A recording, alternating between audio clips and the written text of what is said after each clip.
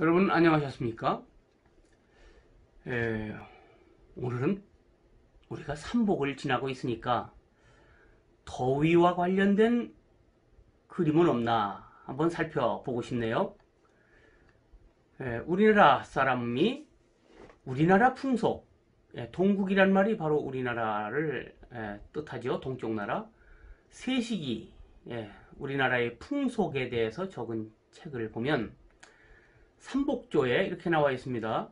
삼복이 되면 사람들이 삼청동 남산 계곡에서 탁종놀이를 한다.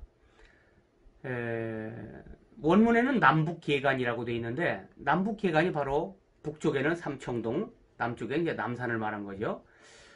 여기 이게 삼청동에 이런 시원하고 멋진 계곡이 있는 줄 몰랐네요. 서울 시내 삼청동인데 분명히 뭐 선비들이 삼복 더위에 이런 데 모여서 시도 짓고 더위를 삭히고 했을 것 같기도 합니다. 이어서 임금님은 금강산도와 탁족도를 신하들에게 내린다.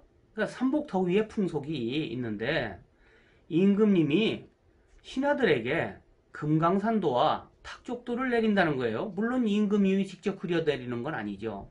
도화서 화원들에게 시켜서 그림을 그리게 해서 나눠줬겠죠. 금강산도를 그려서 주는 거는 이해가 됩니다.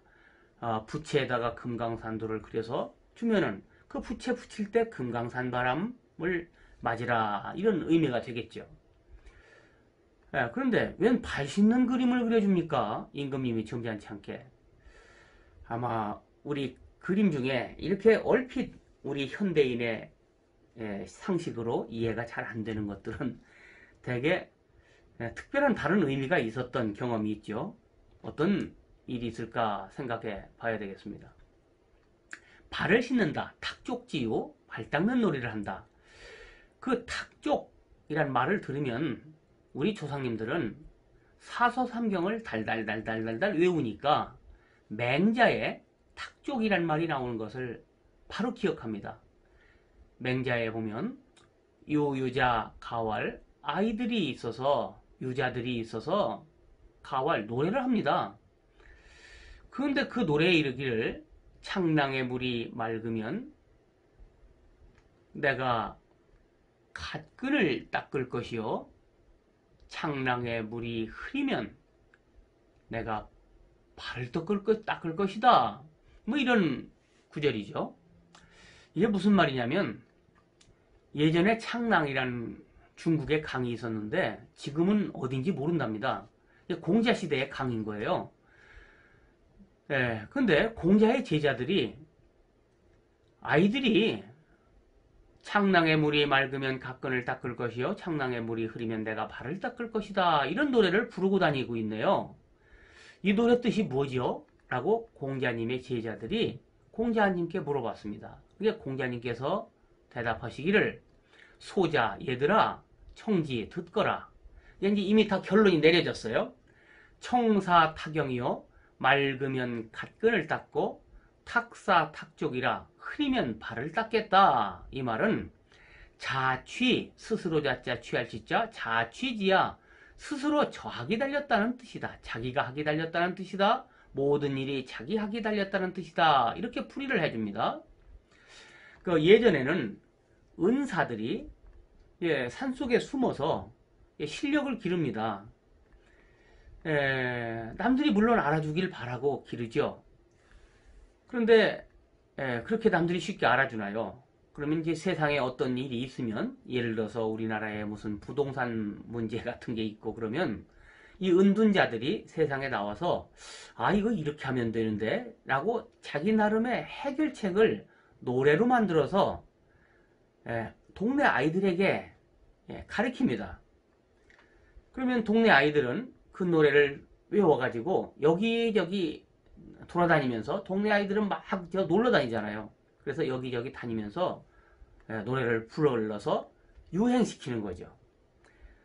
그러면 그 노래의 뜻이 잘 되면 소문이 나서 임금님 귀까지 들어갑니다.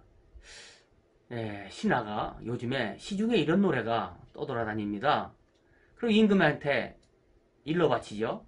그 임금님이 생각하니까 이 부동산 문제에 대해서 아주 큰 지혜가 담긴 말 같단 말이죠. 누가 그런 노래 지었는지 그 사람을 한번 만나보자. 이렇게 하게 되면 비로소 이제 임금님을 만날 기회를 얻게 되는 거죠. 그래서 임금님에게 인정을 받으면 단번에 재상도 될 수 있는 겁니다. 네. 재상은 시험 봐서 되지 않으니까 임금님이 임명하면 되잖아요. 그래서 그런 기회를 행여나 하고 바라는 것도 있죠. 그래서 이런 노래를 지어 불렀는데 창랑이라는 곳의 강이 1년에 반년은 맑은 물이 흐르고 반년은 흐린 물이 흐르는 겁니다. 이때 여행자들이 물이 맑을 때는 세수하고 갓끈을 닦고 지나가는데 물이 흐릴 때는 발만 닦고 가는 거예요. 같은 강인데 어떤 때는 세수하고 갓끈을 닦고 물도 물론 한 모금 마셔 목도 축였겠죠. 그런데 물이 흐릴 때는 발을 닦고 가는 겁니다. 그러니까 상류에 장마가 들면 흐린 물이 흘렀을 거고 흐린 물일 때는 그거 먹을 수 없잖아요. 그래서 더위를 삭히느라 발만 닦고 지나간 건데 그런 행적을 보고 어떤 은둔자가 이런 노래를 지어 부른 거죠. 이때 이 노래에 대해서 공자가 모든 게 저하게 달렸다. 그러니까 물이 흐릴 때 발을 씻은 것은 물이 자기 자신을 흐리게 하고 있었기 때문에 지나가던 사람이 발을 씻은 거지 그게 지나가는 사람 잘못이 아니다. 모든 게 대접받는 것이 자기학이 달렸다. 자취지야. 이렇게 풀이를 해주는 겁니다. 그래서 이 말은 옛날 선비님들이 가슴에 꼭꼭 새겨두었던 말입니다. 그래서 이 더운 여름에 혹시 내가 발 닦이는 창랑의 물이 되지는 않는지 경계하자 이런 의미를 갖는 거죠. 임금님이 신하들에게 이 더위에 이런 발 씻는 그림을 그려주는 의미는 바로 맹자의 이루장에 있는 이 탁 쪽의 의미를 다시 한번 되새겨서 근신 경계하자 이런 의미로 이런 그림을 그려줬겠죠. 자, 임금님만 그러면 제외인가요? 자기는 뭐 말만 하고 안 하면 되나요? 임금님도 또 솔선수범해야 되기 때문에 임금님이 사시는 궁궐 창덕궁에 정자, 여기에 발을 담그고 있는 정자가 있죠. 이 발을 담그고 있는 이 정자가 바로 탁 쪽, 발을 담그고 있는 탁 쪽의 의미를 생각하는 정자입니다. 더구나 이 정자를 보면 여기 창살 무늬가 아자창으로 되어 있습니다. 아자를 창에다 다 새겨놨네요. 더구나 이 건물을 위에서 보면 아자형 건물입니다. 열십자지만 열십자는 속이 찬 거고 건물이니까 속이 비어 있잖아요. 그래서 아자형 건물입니다.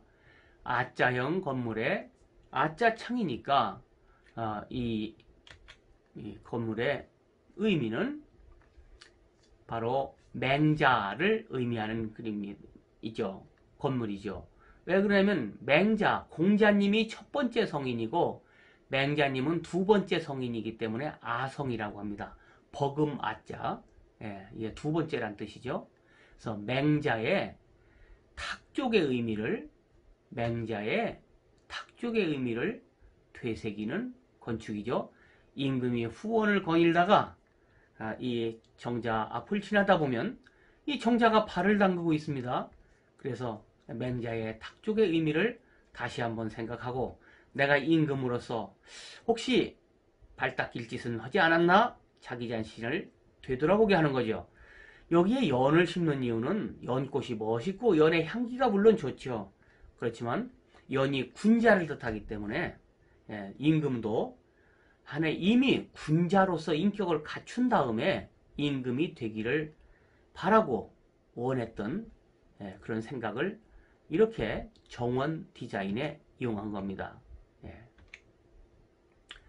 그러니까 창덕궁에는 이렇게 발을 담그고 있는 정자가 여러 개 있습니다. 발 담그고 있죠. 탁 쪽의 의미를 생각하는 맹자의 탁 쪽의 의미를 생각하는 정자죠. 이건 부채 쌀 모양, 부채 모양이죠, 부채. 예.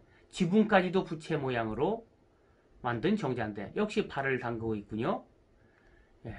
임금님이 부채를 신하들에게 줄 때 금강산 바람, 시원한 바람을 맞아서 더위를 식히면서 공부를 열심히 하라 이런 뜻이죠.